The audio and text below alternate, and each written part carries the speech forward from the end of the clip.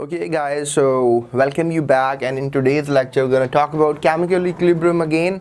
और आज के लेक्चर में हम बात करेंगे लॉ ऑफ मास एक्शन की। गुलबर्ग वेग ने ये लॉ 1864 में प्रेजेंट किया था and he was a marvellous kind of phenomenal scientist जिन्होंने हमें एक केमिकल इक्विलिब्रियम से रिलेटेड इक्वेशंस को सॉर्ट आउट करने के लिए प्रॉब्लम को हल किया।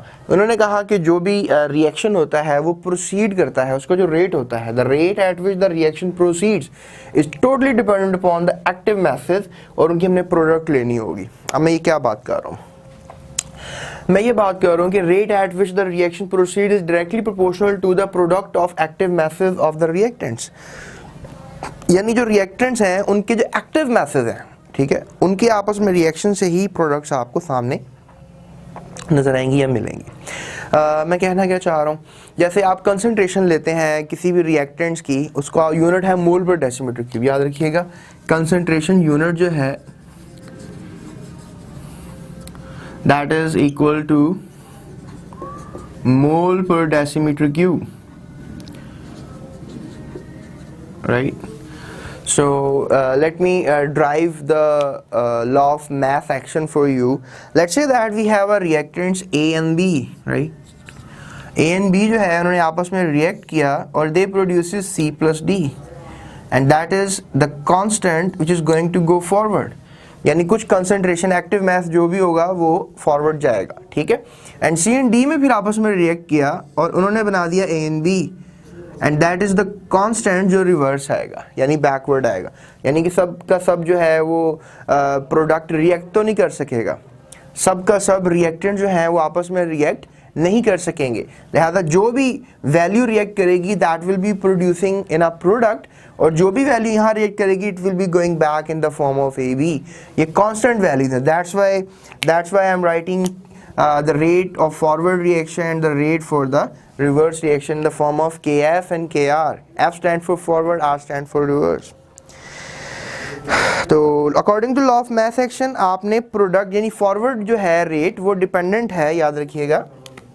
जो Kf है वो डायरेक्टली प्रोपोर्शनल है प्रोडक्ट ऑफ रिएक्टेंट्स के, यानी A और B का आपने प्रोडक्ट लेना है, मल्टीप्लाई करना है। प्रोडक्ट के माने यू हैव टू मल्टीप्लाई, ये बात याद रखनी है, ठीक है। इसी तरह से जो रेट है रिवर्स का वो directly proportional the product of the products, right, that is product of reactants and that is product mean multiply product of products. यानी प्रोडक्ट्स का आप क्या ले रहे हो, प्रोडक्ट ले रहे हो, मल्टीप्लाई कर रहे हो ताकि रिवर्स आप पता कर सको। एंड ये चीज़ें जो है वो डायरेक्टली प्रोपोर्शनल है। Students, if we just think more about this, इसी हम सिनेरियो को जो है एक इक्वेशन की फॉर्म में प्रेजेंट कर सकते हैं, ठीक है। यानी हमने ये बात दिमाग में रखनी है कि rate of forward reaction is always equal to the rate of reverse reaction. यानी जो जितना ये प्रोडक्ट बना है उतना ही रिएक्टेंट वापस आएगा, ये दोनों रेट आपस में इक्वल होते हैं, ठीक है। ये कंसंट्रेशन जो है जितनी आगे गई हैं उतनी बैकवर्ड आ सकती हैं, ये रेट इन चीज़ के क्या होते हैं, इक्वल होते हैं। तो how can you right this thing, यानी रेट ऑफ फॉरवर्ड और रेट ऑफ रिवर्स जो है इसको आप कह सकते हो रेट ऑफ फॉरवर्ड, ठीक है, और इसको आप कह सकते हो रेट ऑफ रिवर्स। तो ये दोनों जब एक दूसरे के बराबर आएंगे तो what you can right, students, you can right in a way like if we just make it sure A and B, right,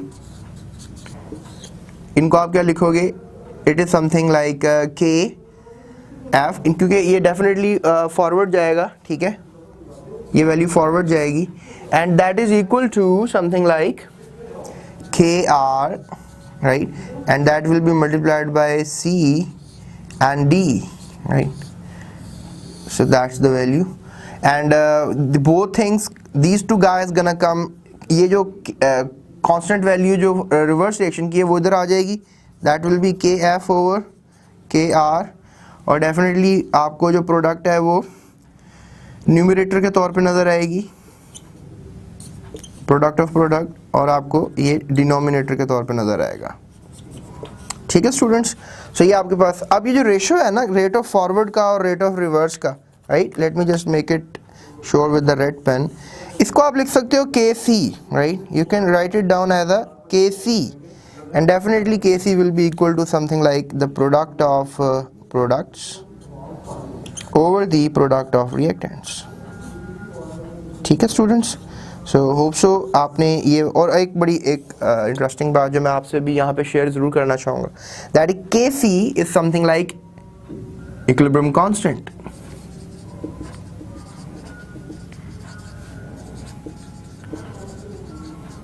और ये वैल्यू कभी चेंज नहीं होती, ठीक है, हर रिएक्शन की अपनी अपनी खास वैल्यू होती है के सी। अब इसी इक्वेशन को अगर आप जर्नलाइज करना चाहते हैं, let's say that you just place some K A जो था उसकी ख़ास वैल्यू जो है वो ए ने रिएक्ट किया, लेकिन सारा ए रिएक्ट नहीं करता, और ख़ास जो है वो बी वैल्यू ने रिएक्ट किया, ठीक है। इस तरह ही ख़ास सी फिर बने और ख़ास डी फिर बने, और इनकी वैल्यू ये मोल्स हैं। What do you call them? Moles.